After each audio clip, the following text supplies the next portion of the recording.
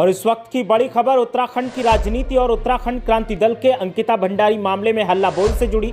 भले ही मामले में सीएम ने अंकिता के माता पिता से मुलाकात कर ली हो, लेकिन अब भी हल्ला बोल जारी है। अंकिता भंडारी के माता पिता से मुलाकात के बाद सत्ताधारी पार्टी का नैरेटिव अलग है, लेकिन यूकेडी ने पुतला दहन कर सीबीआई जांच की मांग की है। यूकेडी की केंद्रीय महामंत्री किरण रावत के नेतृत्व में पुतला दहन करते हुए मामले में लीपापोती का आरोप लगाया गया है। दुर्गा माता मंदिर बंजारावाला पर यूकेडी के नेताओं ने हल्ला बोल करते हुए जहां नारेबाजी की, तो वहीं कई आरोप भी लगाए हैं। इस मौके पर किरण रावत ने कहा कि किसी भी पद पर बैठे व्यक्ति के विरुद्ध अगर सार्वजनिक आरोप लगते हैं तो जांच करनी चाहिए।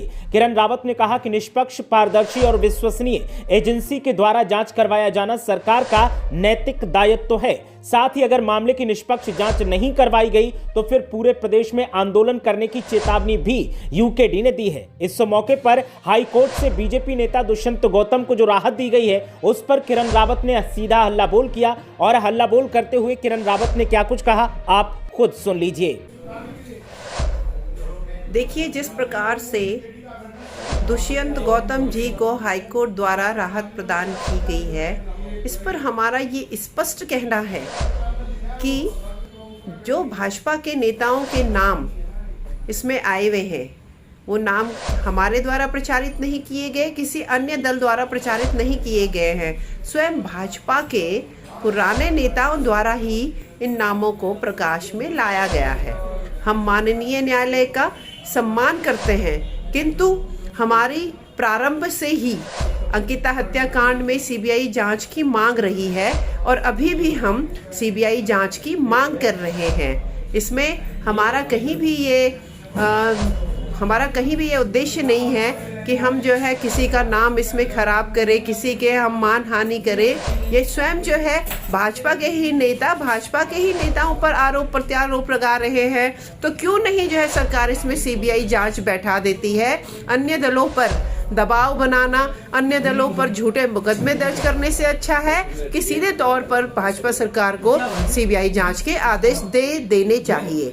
तो सुना आपने, ये थी यूकेडी की केंद्रीय महामंत्री किरण रावत, जिनका साफ तौर पर कहना है कि हम माननीय हाई कोर्ट के फैसले का स्वागत करते हैं, लेकिन जिस तरह से इस मामले में आरोप लगे हैं और आरोप किसी और ने नहीं बल्कि पूर्व विधायक की पत्नी ने लगाए हैं, तो इस मामले में जांच होनी चाहिए। आपको बता दें कि अंकिता भंडारी मामले में लगातार लीपापोती करने का आरोप सत्ताधारी पार्टी के ऊपर लगाया जा रहा है। साथ ही आरोप लगाया जा रहा है कि इस मामले में शुरुआत से लेकर अब तक सही तरीके से जांच नहीं करवाई गई है। सीबीआई जांच की मांग लगातार की जा रही है और इसको लेकर के उत्तराखंड में राजनीतिक माहौल लगातार गरमाया हुआ है। उत्तराखंड क्रांति दल की तरफ से लगातार उत्तराखंड की बेटी अंकिता भंडारी को इंसाफ दिलवाने के लिए संघर्ष किया जा रहा है और इसी कड़ी में एक बार फिर हल्ला बोल करते हुए केंद्रीय महामंत्री किरण रावत की तरफ से जिस तरह से पुतला दहन किया गया, आरोप लगाए गए और साफ तौर पर कहा गया, चेतावनी देते हुए कि मामले की निष्पक्ष और पारदर्शी जांच एक जिम्मेदार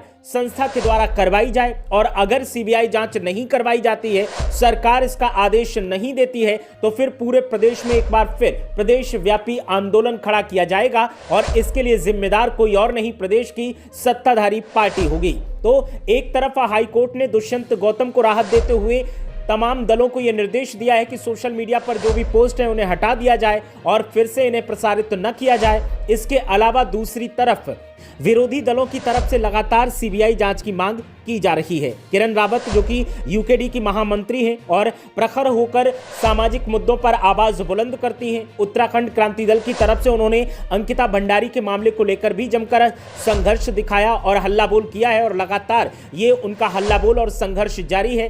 किरण रावत का साफ तौर पर कहना है कि जब तक उत्तराखंड की बेटी अंकिता भंडारी को सम्मानजनक इंसाफ नहीं मिल जाएगा, तब तक हमारा संघर्ष लगातार जारी रहेगा और इस संघर्ष को तब तक नहीं रोका जाएगा कि जब तक सीबीआई जांच के बाद पता न चल जाए कि आखिर इस मामले में कौन कौन लोग शामिल थे और किन किन को बचाने की कोशिश की जा रही है।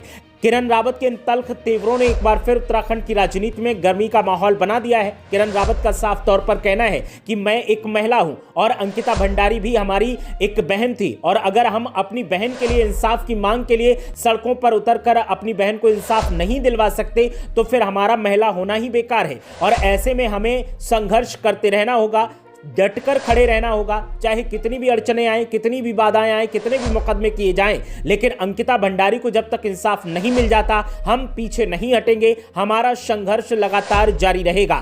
तो किरण रावत उत्तराखंड क्रांति दल की महामंत्री हैं। केंद्रीय महामंत्री किरण रावत ने सरकार का पुतला दहन करते